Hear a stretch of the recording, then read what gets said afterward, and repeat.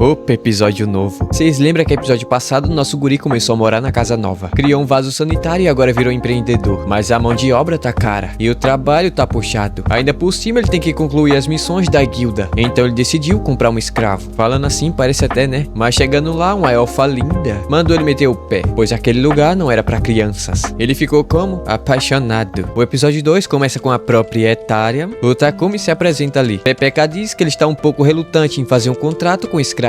Ela pergunta do porquê. O Takumi fala que em sua terra natal, onde ele havia nascido lá no Japão, contratar um escravo não era algo normal. Ela diz entender, uma vez que o contrato é firmado entre mestre e escravo, eles vinculam seus serviços. No entanto, ao menos no reino Bácula, os escravos têm seus direitos protegidos. O Takumi fala que a essência de contrato que ela havia lhe explicado é o seguinte: o dono se compromete a honrar os direitos do escravo, fornecendo roupa, comida e abrigo. Ambas as partes são proibidas de causar risco à vida um do outro. O escravo é proibido de compartilhar informações do seu dono. Takumi fala que é diferente do que ele havia imaginado. Agora ela explica os tipos comuns de contrato. Os que viraram escravo devido às dívidas, ou seja lá o que for, formam um contrato que dura até o fim da sua dívida. Os criminosos podem aceitar um contrato, garantindo um meio de ganhar sua vida. Prisioneiros de guerra podem aceitar o contrato para ter um local para viver. Também há contatos firmados com pessoas atacadas ou capturadas por ladrões e bandidos que forçaram sua escravidão. Pepeca fala que pro Takumi seria o mais adequado escravos de guerra, que não podem ser libertados sem a permissão do seu dono. Ela pergunta o motivo. Pepeca fala que ele é um produtor com habilidades e talentos que outros não conseguiriam imitar. Ela pergunta qual a opinião do Takuma. Ele diz que é um produtor, então gostaria de se concentrar o máximo possível em seu trabalho, mas também tem as missões da guilda. Atualmente ele mal consegue lidar com as tarefas do dia a dia. Por esse motivo ele tá querendo alguém de confiança para administrar sua mansão, logicamente ajudar nos afazeres domésticos. Ele também fala que há muitos segredos sobre suas habilidades, portanto não pode garantir que haverá problemas futuros. Se aventurar por lugares perigosos e ter que se autoproteger. Então seria bom alguém que soubesse lutar para acompanhá-lo nas expedições. A moça pergunta se ele tá procurando então 2 escravos. A primeira a ser chamada é Maria. Ela havia sido sequestrada por bandidos ainda muito jovem. Não tem família. Ela foi treinada para ler, escrever, calcular e realizar tarefas domésticas. O Takumi fala que sua mansão tem uma sala de estar, uma sala de jantar e uma cozinha no primeiro andar. No segundo andar tem 4 quartos e um banheiro. Ela diz que consegue lidar com essa quantidade de cômodos sem dificuldades. O Takumi ficou aliviado. Afinal, a moça linda como ela, deve haver muitas pessoas interessadas. A guria fritou, o moleque é bom de lábia. Ela fala que só consegue executar tarefas domésticas e nada mais além disso. Por exemplo, dormir com o Protinha.